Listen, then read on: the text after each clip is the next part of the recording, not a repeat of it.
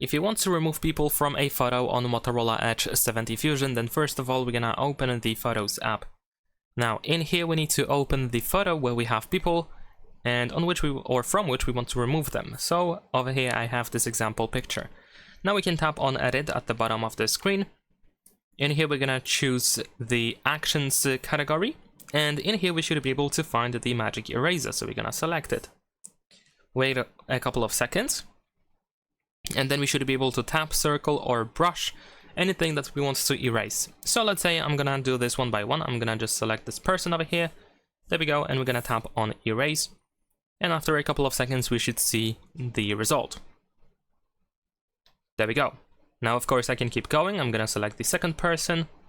Let's erase that person as well. Of course you can try to select everything at once if you want to, but of course if you want to be a little bit more patient, then you probably can get even better results if you choose manually every person individually.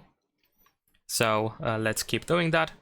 And of course at one point if you are done, so let's say I just removed everyone, then we should be able to tap on this check in the bottom right corner in order to save the magic eraser, and we're gonna tap on Save as Copy in the upper right corner, and that's pretty much it. Our photo is now done. Leave a like and subscribe.